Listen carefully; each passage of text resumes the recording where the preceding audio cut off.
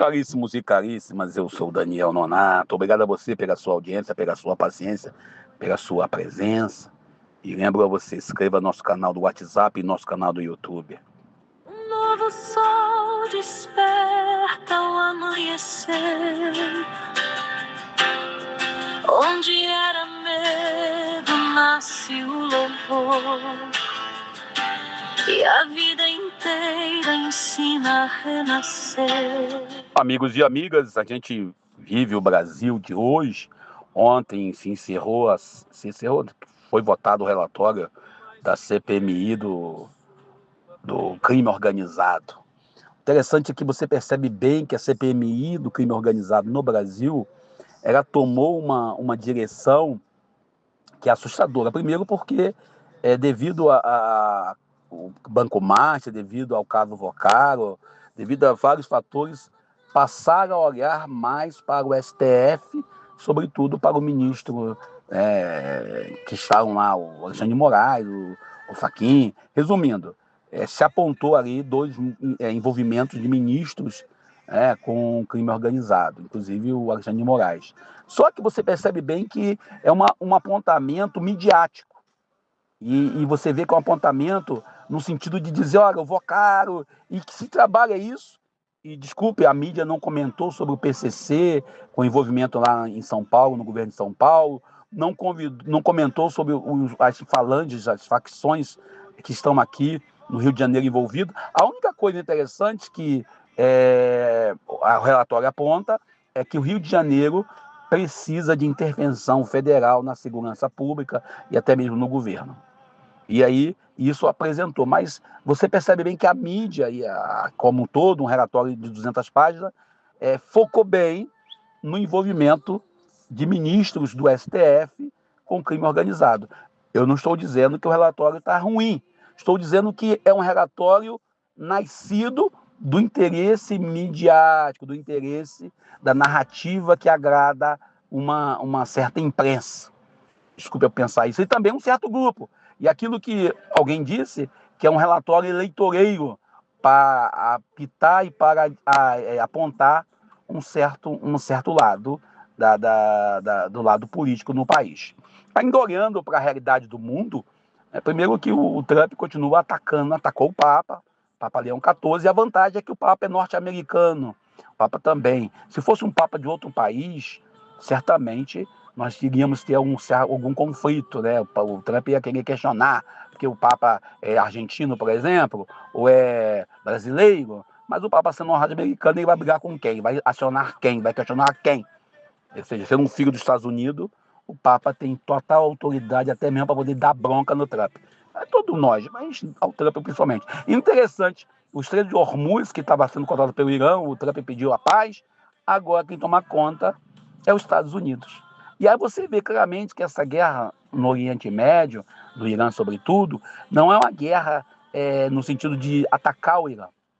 Eles querem, porque querem, primeiro foi na Venezuela, sufocar duas economias que crescem no mundo ou que estão em conflito direto economicamente com os Estados Unidos. Primeiro, a Rússia. A Rússia, embora seja a guerra da Ucrânia, né? E você sabe que a guerra está acontecendo há mais de 3 anos. Cadê o pessoal que ficava se posicionando? Acabou, a guerra continua acontecendo, uma guerra longa. Também a intenção de sufocar também a economia da China. Foi na Venezuela, pegou Maduro, recolheu, aí viu que não mudou nada, agora estão tentando pegar, com todo respeito mesmo, tentando pegar, no caso, a economia do Irã para poder atrapalhar também a China. Resumindo a história, Trump não tem a ver essa guerra com arma nuclear, não tem a ver com conflito no Oriente Médio, tem a ver com a necessidade de Trump dominar a economia. Aí agora estão dominando o Estreito de Hormuz e diz, vai passar navio que me interessa. Antes criticava o Irã, agora ele faz igual. Bom, vamos nós para o Evangelho do dia, um dos evangelhos mais bonitos que nós conhecemos, a perícope de João, capítulo 3, versículo 16 ao 21, que traz esse versículo famoso: Deus amou o mundo de tal maneira que entregou o seu próprio Filho para nos salvar. É um evangelho, ele tem muito para nos dizer. É um evangelho proclamado na quarta-feira da segunda semana da Páscoa e também aparece lá no quarto domingo da Quaresma e aparece na festa da exaltação da Santa Cruz, em parte. Então, e esse evangelho nos conduz a um caminho espiritual que começa na busca e desemboca na luz. Ele começa a ser lido, esse evangelho como um todo, na segunda-feira em João capítulo 3, versículo 1 a 8. Na terça-feira ele continua, João capítulo 3, versículos 7b ao 15 hoje. E amanhã vamos concluir esse evangelho. Então, é um diálogo com Nicodemos e Jesus, iniciado na noite em Jerusalém. Essa noite não é apenas um detalhe do cenário, mas um espelho da alma humana, quando ainda não compreendeu plenamente o agir de Deus.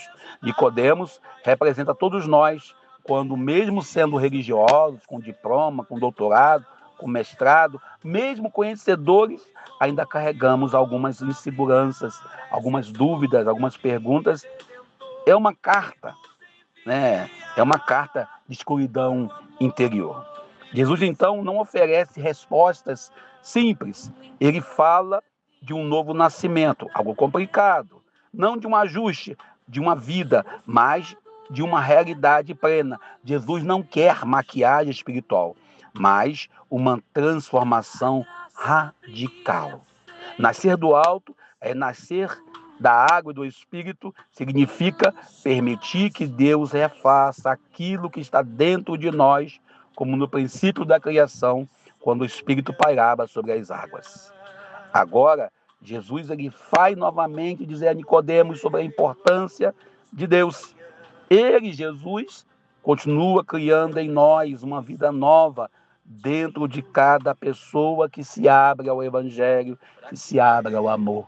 Jesus ele propõe para a gente uma conversão diária.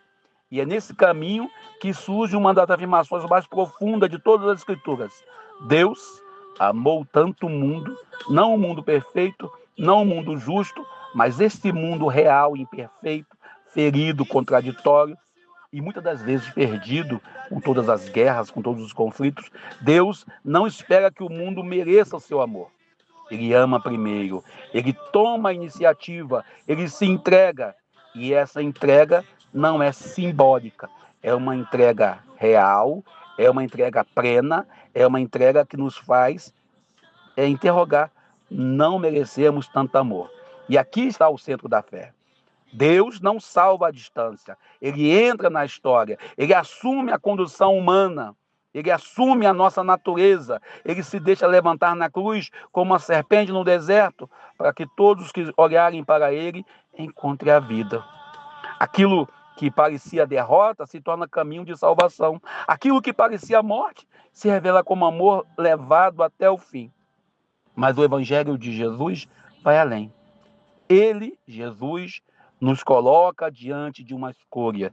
Ele não é um ditador. A luz veio ao mundo de Jesus. E a luz não apenas ilumina, ela revela, ela mostra o que está escondido. Ela desmascara aquilo que preferimos não enxergar. Por isso, nem todos acolhem a luz. Há quem prefira as trevas em nossas comunidades. Não por ignorância, mas porque a luz exige verdade, lealdade. E a verdade exige mudança. E essa palavra toca profundamente a nossa realidade. Vivemos um tempo onde muitas das vezes nós temos a igreja sendo usada, manipulada, transformada em instrumento para eleição política. Ou instrumento de preconceito, onde os discursos religiosos podem escolher injustiças, exclusões e até a violência. Esse é o grande desafio. Por isso, esse encontro de Jesus com Nicodemos hoje é, no fundo, uma grande pergunta. Se nós estamos na luz, com Jesus, ou estamos apenas fazendo teatro em nossas igrejas? E nós, de fato, amamos a Deus como Ele nos ama, ou nós estamos apenas fazendo teatro? Bom, eu paro por aqui. Peço a você deixar seu like, seu comentário. Se inscreva em nosso canal, tanto no WhatsApp como também no YouTube, para que possamos continuar produzindo. Eu sou Daniel Nonato. Entre as quedas e o tempo perdido,